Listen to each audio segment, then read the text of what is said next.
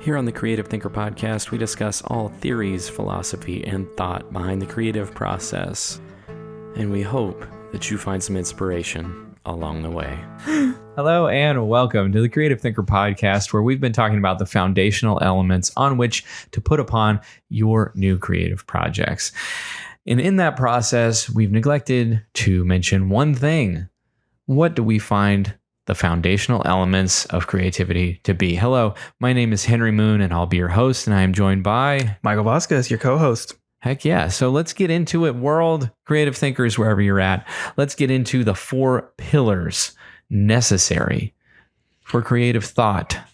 The reason behind this episode is not only to give you a good foundation, but it's also to show you the 4 things that we have to keep coming back to again and again and again and again while we participate in creativity, and things that we need to remind ourselves in order to do it with our due diligence and to do other people justice in our process. So I think it's a really important episode, and so important that I've if you followed the channel since we started, this is probably the 3rd iteration of this same episode or this same topic. And it's because I want to get it right. And we keep plugging away at things until, much like the Mona Lisa, right? I'm not patting myself on the back by saying that, but much like the Mona Lisa, when they x-rayed it, it was like there's 26, I think something like that, layers to that painting. Oh, wow. So he repainted that as many, 26 times, maybe. Wow. Something like that. It was several. And it was more than you'd expect. It was definitely more than 10, I think. Anyway, so all that to say, we're repainting our Mona Lisa, our foundational elements one more time to hopefully bring you guys some more value and bring everybody back to what we think is the most valuable ideas behind creativity. So that being said, Michael, what's that first pillar? Where should we start if we're beginning a journey on creativity? Number 1, the first pillar of creativity is honesty. That's a good place to start. It is. We have a little blurb that I will read, and then we can discuss. Sound good? Yeah, sounds good. I hope it's a good blurb. I hope so, too. You wrote it. We all know that creating a work of art that grabs people, holds them, and imparts on them some meaningful change or inspirations are reflecting the real world. The experiential world that we inhabit in all ways must be reflected honestly, otherwise it will fall flat. That doesn't mean all art must be hyper-realistic, but it does mean that we have to be honest about our observations, our feelings, and what is in front of us. So let's unpack that. Yeah. First of all, honesty. A lot of these pillar words are words that people have a pretty strong reaction to. It seems like right now people are talking a lot about their own truth, and that's another facet of this first pillar, which is that if you're not being true to what's in front of you, how you understand it, how you feel about it, it's going to be really hard to either disambiguate or show realistically. So even if you're making something abstract, you have to start with a foundational element of what's in front of you, what's true, what's observable, what's understandable. And this idea of your truth is really valuable as well when it comes to this too, because people who make stories for different reasons. They're coming from different backgrounds. And if you're, living on the street by age 10, your truth is going to be a lot different than mine. And how you view the world and everything in it is going to be a lot different than me. And that's a great thing. But we need to start with what we understand so that we can make a story that is relatable. When you push down in all things to the element that is most true, it's going to be relatable to everybody. Yeah. Especially like honesty talks about your own experience. I feel like while you can write, and obviously we do write about other people's experiences, honesty to yourself and honesty to the experience that you have helps create characters. I believe we talked, in one of our podcasts and one of the recent episodes, what it boils down to is the relationships that you have with people, and that really grabs people. to your story, and that honest relationship that the figures that are going to be a part of that story need to demonstrate realistic responses, actions, words as your setting will give it honestly, as a mentor to a mentee. How are they going to react? How is their relationship going to be? You can't really write about that if you don't have a mentor or you're not mentoring somebody. You can kind of get an idea, but you might be missing the mark a little bit.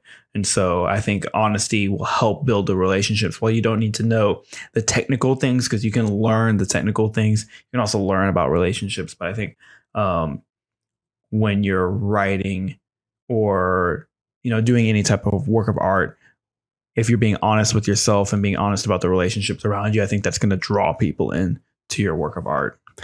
Yeah, I had a college documentary I did. It was like 10 minutes long, and it was about this group of guys. I played tennis all through college, and there was this group of guys before I went to college, just before that, they met once a week or twice a week, I think, for like 20 years. They were all in the same platoon when they were in the Army. They had all retired together, and then they were, picked up tennis together, and it was a way to, keep each other active and keep each other in their lives. And it was a really, one of the best representations I've seen of just like guy friendships, and it's so different than how movies depict it, too. And it was like just a really wholesome environment with a bunch of really, guys that had seen, actually shot at people and been shot at and things like that. Like, they've seen heavy things. And so there was this group of guys that I saw on the tennis court where I normally played, and I eventually started playing with them and then learning more about their backstory. And then I asked them if I could film them for a little 10-minute project, a little documentary about them. And just at the tennis courts, nothing invasive, like just wanted to hear their story and get it down. Yeah. And so their first reaction was like, you're like 15 years old. I mean, like, they ribbed me, incessantly. That was part of the group, Yeah. And like, you're like 15, like, you're not going to do it justice. Like, I'm not going to waste my time sitting in front of a camera because, you want to bottle us up and sell us to somebody, Yeah. Yeah. And that was an honest reaction from them. And so they're like, well, through me pestering them over the weeks and months of being there, they finally said, well, do you think you could do it in a way that is going to be honest for what we want to be and not just who we are right now? And I answered honestly. I said, I don't know. I don't know if I can do that, but I do know that I can show it to you throughout the process. And if you're not happy with how it looks, then we can redo it, or I can, just keep it to myself and not turn it in. And they were like, okay, let's do it.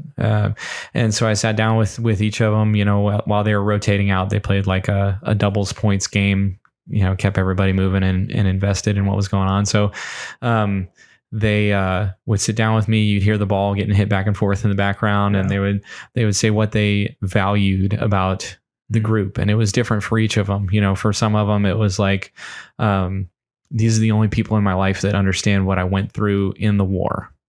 And then it was like, these are the only people that allow me to be myself. Like, I've got kids, I've got bills, I got all this stuff. But when I'm here, I can just cut loose, joke around and run around for a few minutes. I don't have that weight of life on me. And for some people, it was like, this keeps me active, like I just sit around the rest of the time. So this is what I need, But for each of them, it was like, this group is a huge and fruitful part of their lives. And it was a really cool experience to get through and to do that documentary. And it came out good, not as good as I would have liked looking back, as we're all harsh critics of ourselves. Yeah. But if I hadn't approached it honestly, people like that have seen things and have really rich histories and lives, especially, you have to meet them where they're at. They're very honest people because they've seen the dark side of life and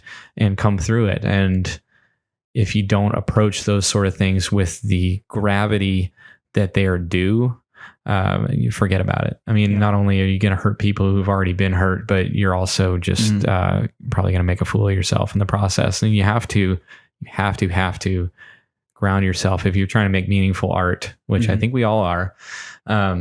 You have to start in a place that accepts the reality of what you're trying to do. And even if you're a great artist, but you are not an honest artist when it comes to your values as a person, I think that is going to end up hurting you more than helping you.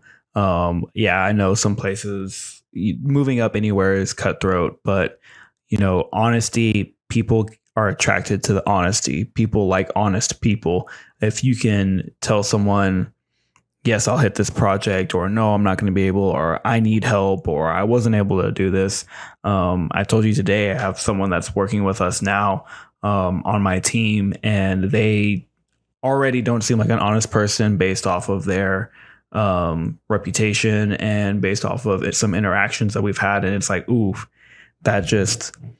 I don't trust that person right now. Like, I am not going to be open and honest with them, which means I'm not going to continue furthering a relationship. Whereas an artist, like, if you have that honesty as a person, you can probably get more meaningful art to people by being an honest person. And maybe that's just me not being in that world. But I feel like that is going to help your art more than hurt it. Well, it's definitely, like, for me, like, I'm an anxious person. I know a lot of people can relate to that, but like, part of that anxiety was like, tell people whatever they want to hear as fast as I can to get them away from me. Yeah. And so, like, I spent a lot of years doing that, and it's like, that drives people away. Like, you're telling people what they want to hear.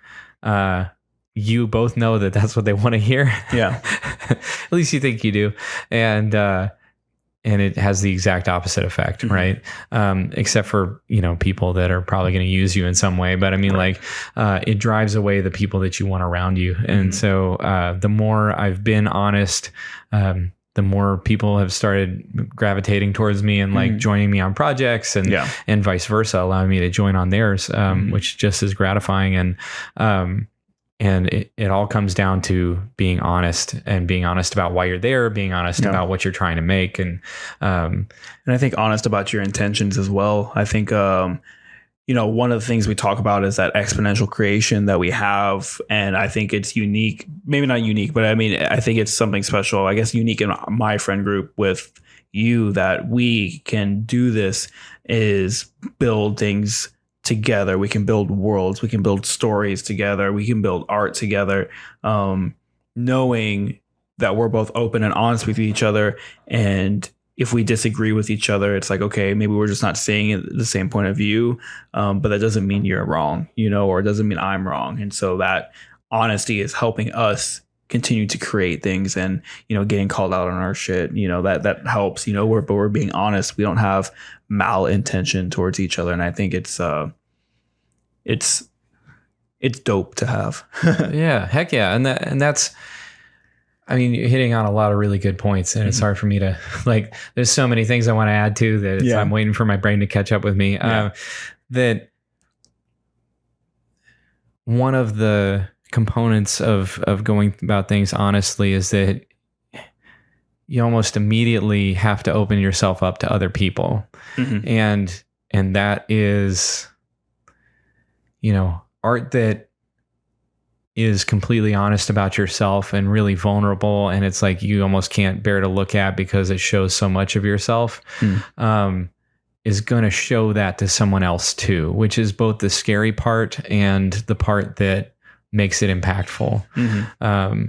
And that there is almost an idea of safety in that because you are willing to weather the storm of putting yourself out there to the point that your art shows you're allowing somebody else the support and the strength to then turn around and do that either with you, if you're like small time enough to be in the room with a person, which hopefully you are. I mean, that's valuable experience. But even if you're a huge artist, right, like you're making something that hopefully affects someone else to the point of inspiration, of allowing them to then be that vulnerable person with someone else. And that's what is so cool about art. And that's what I feel like everybody should be aiming for. And it all starts with that, just being honest with why you're there, honest with why, about everything, and honest to the point, like you're saying, when you're face to face with somebody, being honest about the fact, like I'm pretty sure I didn't make this up in my mind, that we've talked about before, that when we first started creating things together, it's like I was so insecure I couldn't hardly, like, we'd talk about one thing and I would change the subject because I just couldn't go there. And then I just said, well, I can't go there. I'm not sure why I can't go there. Yeah. And then we talked about that. Yeah. And so it's like, it's almost like a circuitous way of like, okay, well, now that I know your concern, I can address it and we can move forward, you know. And it's like, it's a way of knowing and understanding the people around you. And it is a rare and wonderful thing. And it's also repeatable with other honest people. Yeah. 100%. And that's what's so great. And that's, you know, those are experiences that are invaluable. And those are experiences that, I mean, I wholeheartedly would love for everybody in the world to be able to experience, because it's worth it. That's a really cool thing. Absolutely. Absolutely. All right. Moving on to our second pillar of creativity. Nice. I hope I wrote something good for this one. It is plurality, and I will let you read this. All right. So plurality. I'm going to read this. I don't even remember what I wrote for this, so I apologize ahead of time if things get weird. But sometimes I leave notes inside my notes, like it'll say things like "screw you, you need to rewrite this." So I do that all the time, and I kick myself about it because I'll forget they're in there and I'll send them to people, and then it's just like that's funny. Halfway through, in all caps, it says "screw you, rewrite this," and I'm like, oh man, I forgot to take that out. Anyway. Plurality. All things that can be learned can then be applied elsewhere. This is most easily explained using the example of a bodybuilder. The strength the bodybuilder achieves is not only available in the gym. This is where he trains and improves, but is not the only place he'll be able to access his strength. The convenience of being strong and moving from one home to another, for example, is not the reason they started bodybuilding, but it is another application for it. In this way, too, anything we learn can be applied to multiple other areas of life. This is an idea we refer to as plurality. And even like on a simple, basic level, one of the things I liked about doing the research for the outline was looking at certain YouTube videos and hearing people talk about outlines and then saying like, oh, well, we could also change it for a script, or we could also change it for a TV show, or we could also change the story for a film. And it used different examples in all of the mediums as far as storytelling goes. So that plurality of even learning like how to outline can now be used in a myriad of different ways, whatever your creative endeavor is going to be, even to the point, I mean, you could essentially twist it and reuse it for any type of art or drawing if you want to. Yeah, I think it's an interesting consequence, I think, of test learning, especially in the US. I know it's shared by a lot of modernized countries, but like we learn things in a vacuum and then we apply them in a vacuum. And it's right. Like, yeah. Like one of my biggest interests in starting the podcast was that more people should be told that everything that they know applies to everything that they do. And like, for instance, like I work at a barbecue restaurant, and like I learned how to swing a hammer when I was like 3 years old. Like we've got the family video to prove it. Right. Yeah. And, not well until years later, of course, but like, I learned how to swing a hammer, and now at work, we have chopped brisket sandwiches. You have a butcher knife and you swing it just like a hammer, right? I know how to do it immediately, instinctively. It's easy because I learned how to do that when I was a kid. And it's the same thing with all artistic observations about life. They always apply elsewhere. And sometimes, much like the the exponential creation method, it's like when we start asking questions about what's around us, learning from the opposite is just as good as learning from the positive, I guess, is for lack of a better way to put it. Yeah. The main point is, I don't know, that we have crime. Well, the opposite is that we probably need police, right? Or vice versa. And so it's always good to be asking questions about the things around you. It's good to be learning. Like shading is one of the things that the reason this is now a pillar in what we're presenting you is because when I was learning how to draw, I was learning about cross hatching because I did ink drawings. And so cross hatching is like drawing diagonal lines that you overlay to hint at shadow. Oh, okay. With ink. Like you don't want to just like draw in black for a shadow. You'd like a gradient. Yeah. So you cross hatch. And Gotcha.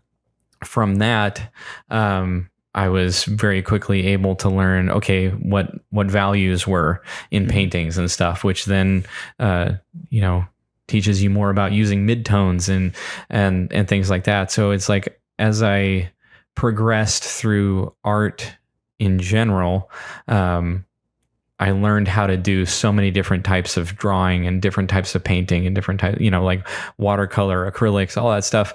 I was able to achieve a much higher realism all of the sudden because I learned about cross hatching and I applied it to everything I did. I was like, oh, okay, we need a little bit darker value here, but we don't want a lot darker value. Okay, well, let me try that in this other medium.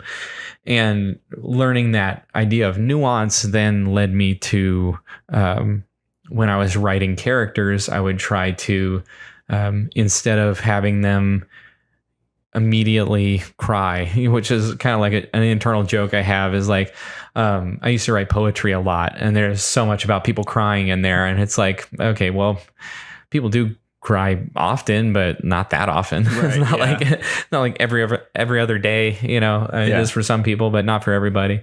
So it's not really a nuanced reaction to something that feels sad. It's like, oh, I got a parking ticket, cry. Some people yes, some people no. Right. And so yeah, for sure. So I've learned nuance about character creation from the idea of cross hatching. So you see that this starts in a simple place, and once I learned it, I've been able to apply it to so many different things that. And that's what I love about art, is that there's so many ideas that are plural. And I use that term a lot, plurality, but I know there's probably other words for it. It's just, I'm one of those people that I sort of make up words for things, and then that's my definition and it makes sense to me and I keep it, and then I use it in everything. So like I heard somebody say brainstorming was the same as exponential creativity. And it's like, yes and no. Yeah, I guess so. Yeah, I can see that. Yeah. So I think we both have the understanding of like what we're really talking about, like brainstorming, like, we're brainstorming, but we're brainstorming with an end goal in mind, not just we're going to throw a bunch of stuff out there. It's like, no, we're creating, we're exponentially creating, because you can create something and I can create something, but a brainstorming session might be around the goal, but we're trying to build a city, Yeah, I've heard it referred to as like, well, we're brainstorming, so I need 20 names for the main character. And it's like, okay, well, we're all going to come up with 20 names. That's why, well, that's not the same as how we refer to exponential creativity, which is like, we're just bleeding ideas onto the page. It's like, it's going so fast that like neither of us can type fast enough to get things on the page. Right. And it's like, takes a couple days to catch up and have enough time to type. And, absolutely. And that I believe is wholeheartedly something that people can recreate out there in the ether. Otherwise, I wouldn't do a podcast, So it's like, and also the ability to write dialogue in an interesting way comes from, I was homeschooled. So, for better or worse, I enjoyed my time with it, but I was not good at recreating other people's dialogue easily. And so in order to be better at writing dialogue, I started talking to people more and trying to be more extroverted. And And that's led me to a lot of different things in life. Having friends is one. Yeah. But, all these different pursuits affect everything is what I'm trying to get across. And it's like, I believe no time is wasted. And that is what I'm referring to in the idea of plurality. Everything you learn helps you in some way if you're willing to examine it to the point of that and have that in mind. Like, what just happened? If I can pick it apart and understand what just happened and why, then, I can better my circumstance next time that comes up. So Absolutely. So that's my idea on plurality. Do you have any thoughts on that, Michael? Yeah. I mean, we could go through so many different examples of plurality, and I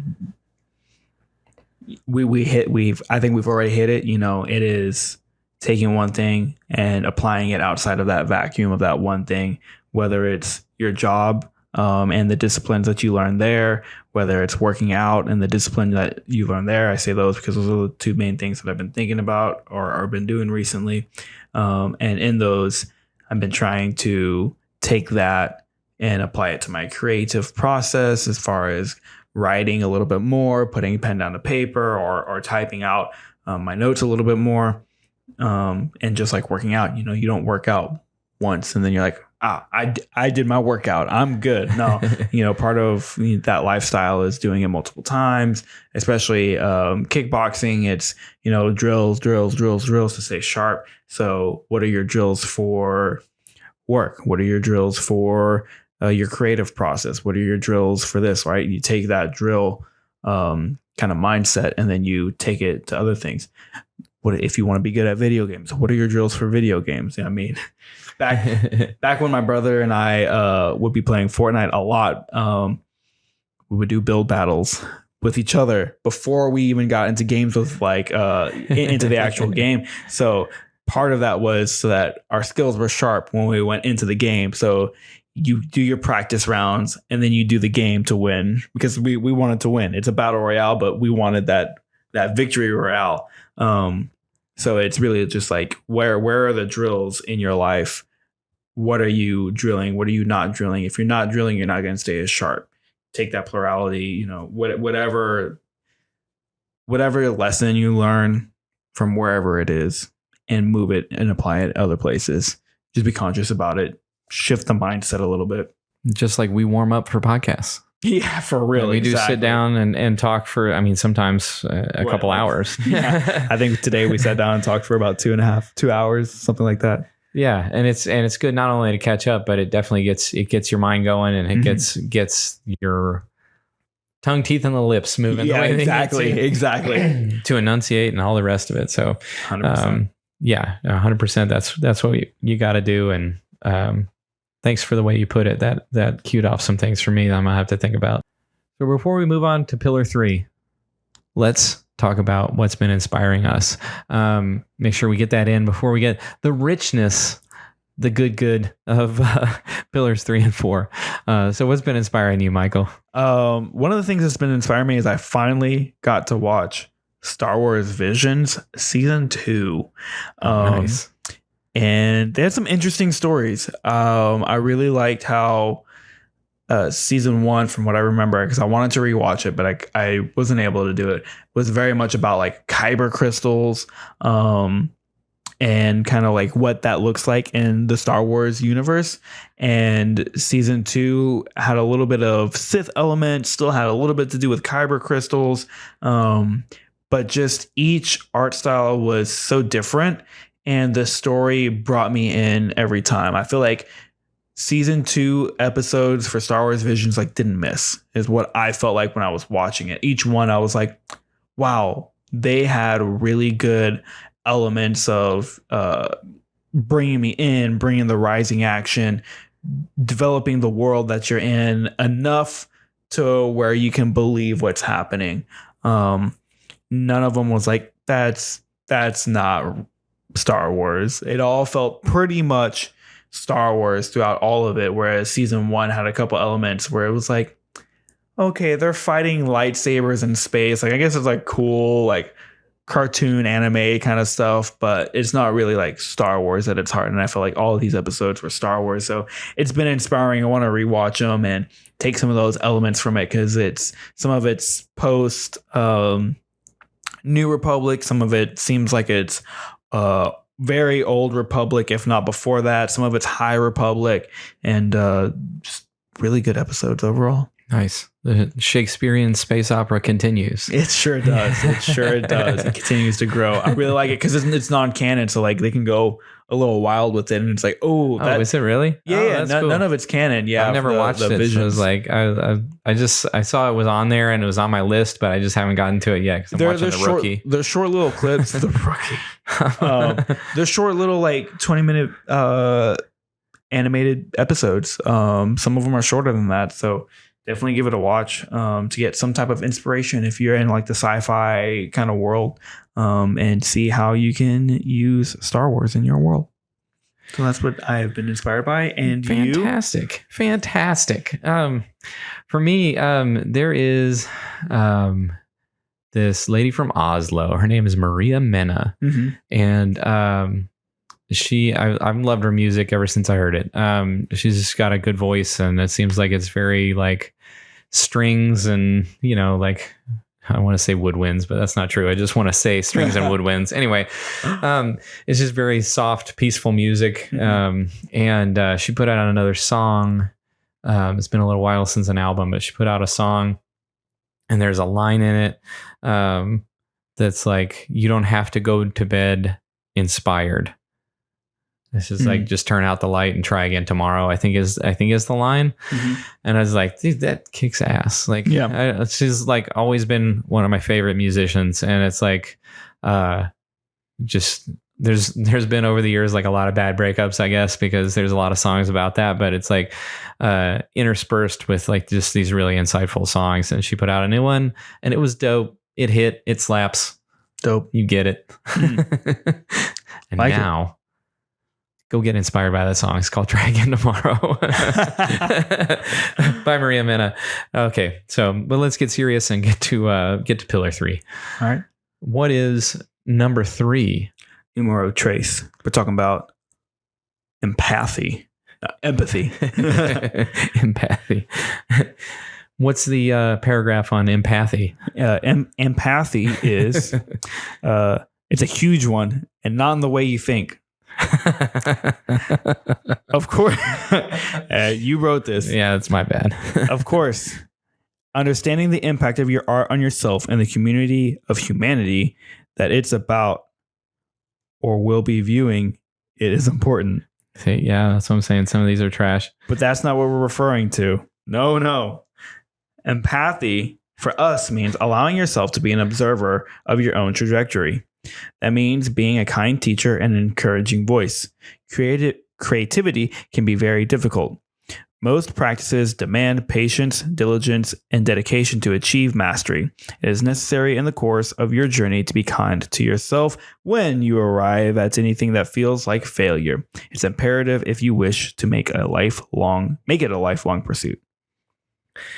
Yeah. So not only does empathy mean what we know that it means, but it also applies to yourself. And that is the most important thing that I think a lot of people whiff on, myself included, time in, time out, but it's really hard to be a good teacher. And I think that is a lost art form. And I was reading a historical thing about schools in America and how where they started was like all the grades were in the same one classroom. And it was like, the more younger kids came in, the more the older kids helped the teacher teach them. Yeah. Right. And I think that there is a very wonderful thing that happens when you're teaching somebody. Not only does it force you to understand what it is yeah, and it also helps you have that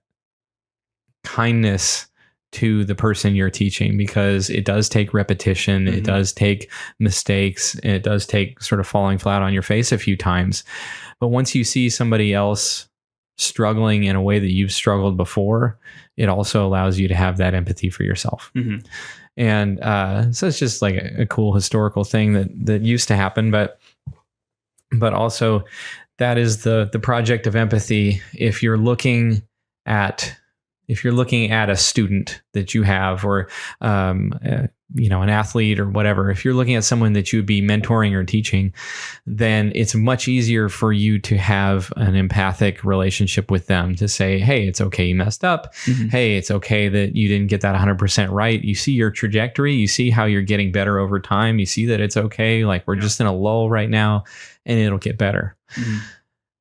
We're not so good at is doing that with ourselves. And so, especially as it pertains to art, because that is something that is so deeply personal and can sometimes be attached to things that are much bigger than maybe what's on the page. Yeah. And it's both good to be empathetic towards yourself, to say, well, I didn't capture all of the idea on the page. And it's also good to tell yourself that you're getting better over time, and that messing up or not being as good as you hoped is okay. Mm-hmm.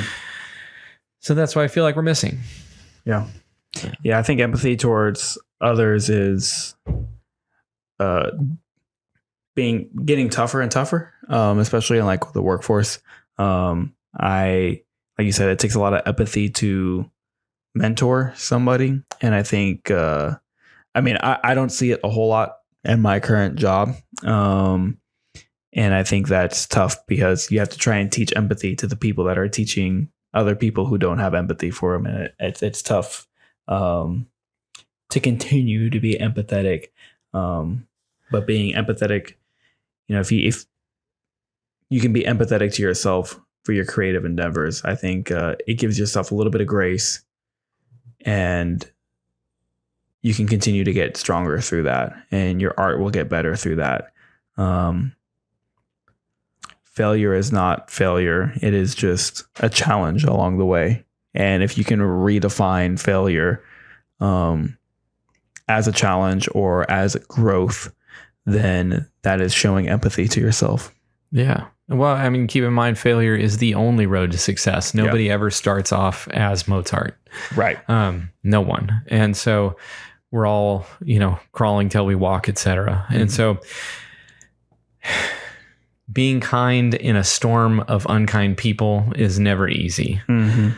Being kind in a storm of yourself is equally uneasy. Yeah. However, I've talked to so many people where it's like, yeah, I tried to pick up this hobby and it was fun for a little while, and then I don't know, I stopped. And what I hear when I hear that is always like, I was way too mean to myself about the process. Yeah. Like, everybody in my life told me I was terrible at it, which you should be if you just started. You should be willing to be terrible, and you should know going in that you're going to be terrible. Mm-hmm. And that's part of it. And that's good. You should be. That's the point of the process. You are fulfilling your need to go through your reps to get where you need to go. Mm-hmm. But you're not going to get there. You're not going to continue to stay in it. Like if you're paying for classes to, say, lose weight, just like maintain a healthy lifestyle. This is what you signed up for, this weightlifting class, and your teacher comes in every day and is screaming at you, telling you need to get this next rep, or you're weak, all this stuff that like the higher end bodybuilders probably need that, because it is really difficult just to move the weight. It's not like they're suffering from the motivation because their whole lives are built around this. So they maybe need a little bit louder motivation to do a little bit bigger work of art, to lift a little bit bigger weight. They may need that. But if you show up to the gym every day and somebody's just yelling at you about, trying to make your life a little bit better, it's like, that's not going to work out. And it's easy to see that it's not going to work out. But for some reason, when we're in our own minds, listening to the cacophony of voices that we have in our own head, it becomes very difficult to say, be nice. Mm-hmm. And it becomes very difficult to say that my process matters just as much as my outcomes. Mm-hmm. That's a really tough one, especially for me. It's like your process. In fact, I would say a lot of people would say that the process matters more because you spend more time in it. Mm-hmm. And so if you can't find joy in the process, then it's not going to be a very big hobby in your life. It's not going to be a big, very fulfilling hobby for sure. It's going to be rough.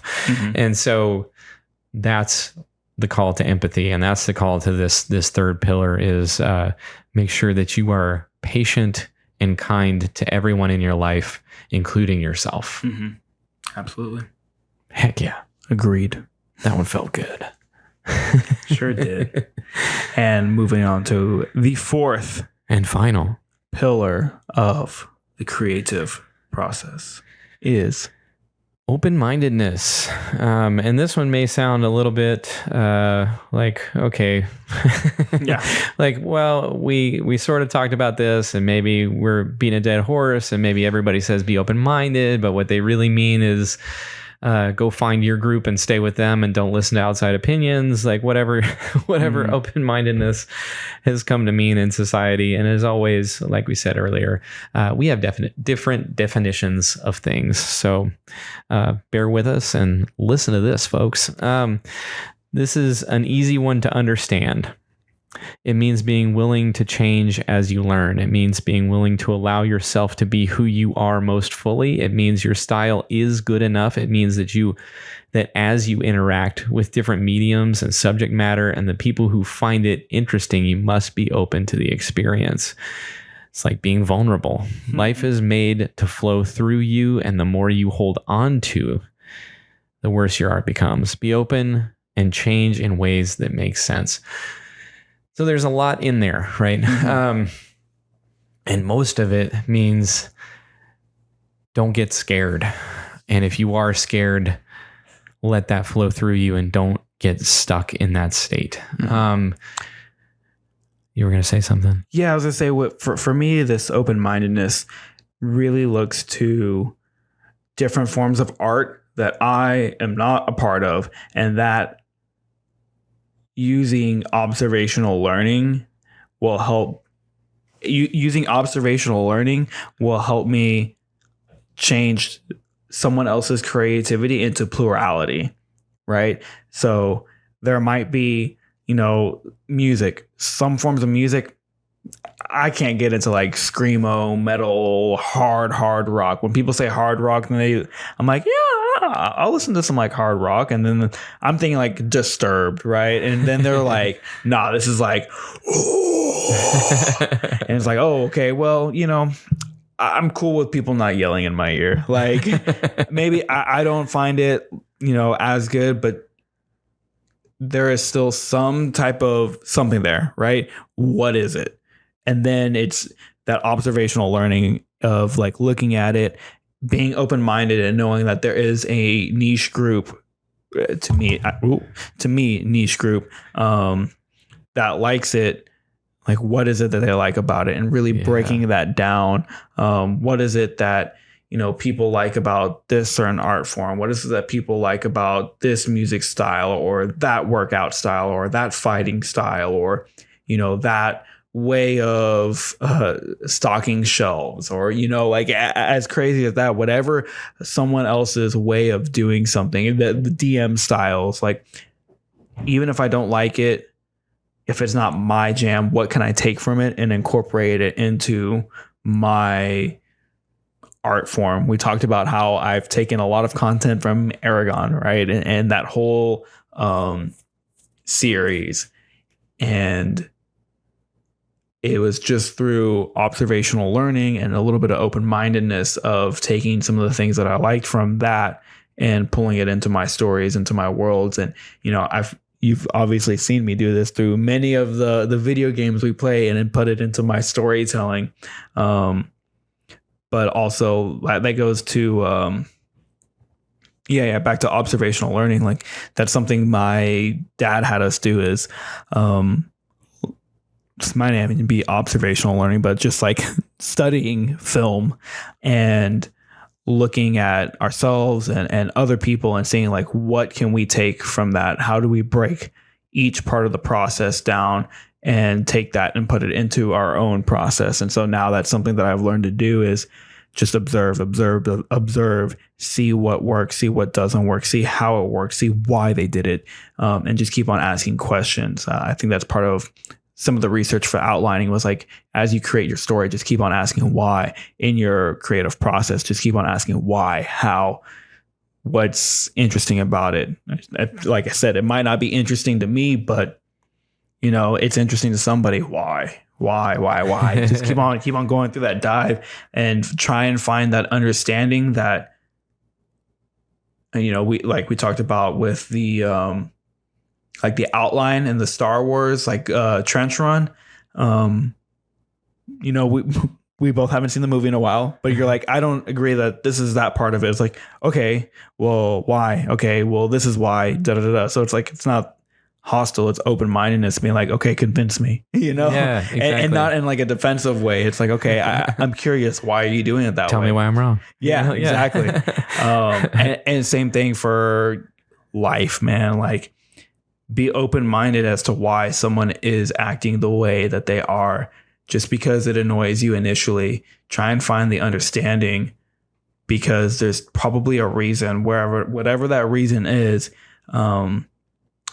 you could find the core reason as to why they said this, why they acted like this. Why is someone lashing out at you at work? Well, inventory is coming up and this happened. So you can either get mad or just brush it off and be like, they got a lot going on, you know, but just being open to observing and understanding that people come from different walks of life and people have different likes and dislikes and preferences. So that's what open-mindedness means to me as a pillar, is taking everything and trying to understand the why behind it and being like, okay, that's your thing. Cool. Good for you. Not my thing.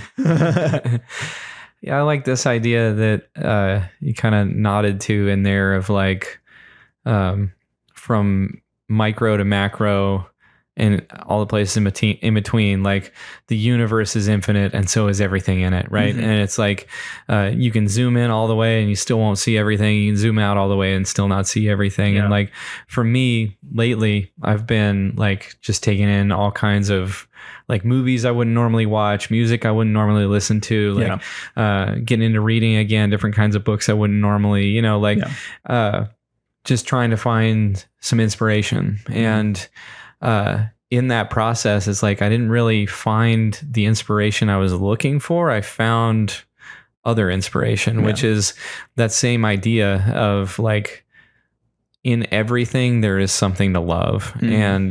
And if you look at it, and it really is this simple. I mean, like coffee was that way when I first started with it. I'm maybe not a huge coffee nerd, but I like coffee a lot. So I spent a lot of time thinking about it and finding good coffee and brewing it different ways and stuff like that. It's like, it was really bitter when I first tried it. And a lot of people talked about how they enjoyed it. It made me jittery. It made me, you know, because I was drinking overly caffeinated. Like people used a lot more grounds than I would for my body, right? Yeah. And so it was like I found my happy medium, and I started finding flavors I actually enjoyed with coffee. And it's like when it really is as easy as saying, what do I love about the thing in front of me? Mm-hmm. And then working your way back. Because, you know, there's something about maybe not tricking, but directing the subconscious mind and saying, presenting it with these questions that have positive answers, that allows it to then look for those things. You know, it's like when you first, you know, sense a dark beer, first time you taste one, you're like, ew, what in the world? And, you know, sip it a couple more times, or you think about it a few days later and you're like, you know, that was pretty good. Like it still kind of tastes that, you know, or at least my mind thinks I do, you know, and it, I can taste it right now. I know, getting thirsty. And so it's one of those things that if you start looking for the, what do I love about this, then it's your brain starts serving things up for you. And it's this very beautiful process. And I've been looking at all these incredibly obvious places for inspiration.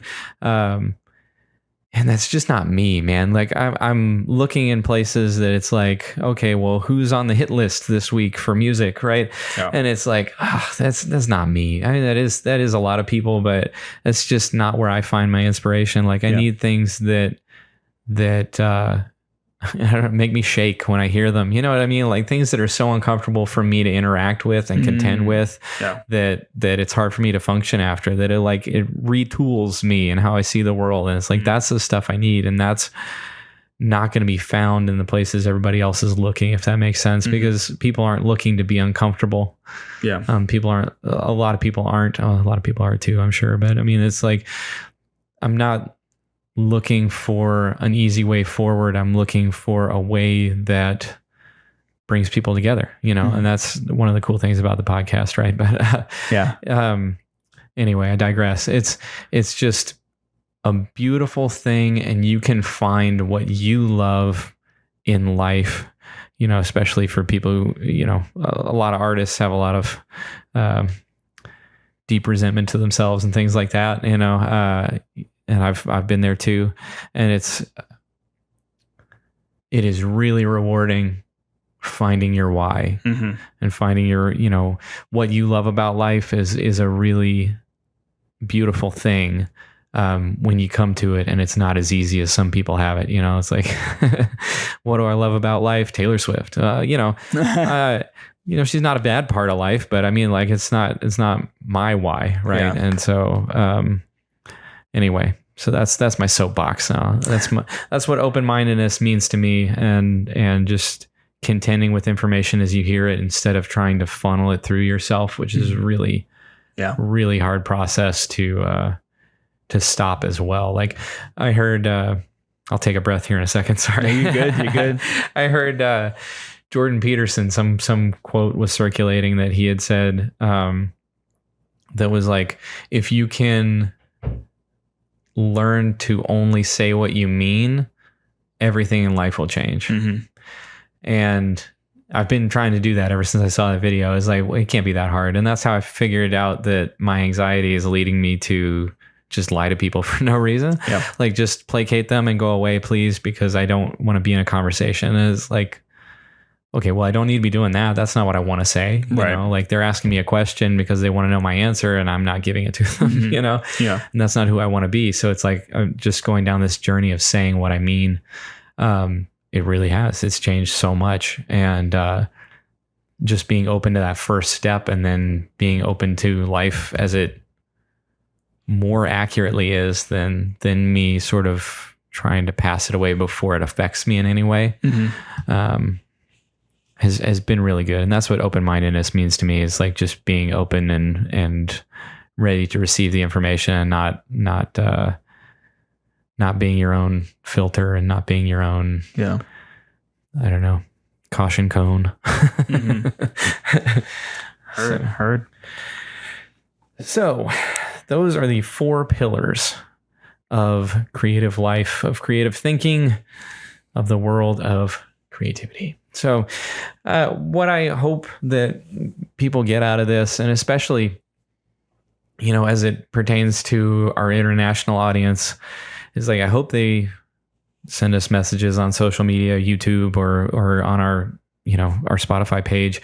It's like, just send us a message on what you think should be included as a pillar, because our experience living here in Texas is way different than yours. Yeah. And part of that open-mindedness is hearing from other people and getting to grow because of it. And so I hope you do. I hope you reach out. I hope you were changed by this episode. And I hope the 4 pillars carry you forward as well as they've carried us forward. So thank you guys so much for listening. Wherever you are, I hope you have a wonderful day. Take care. Bye-bye. Bye.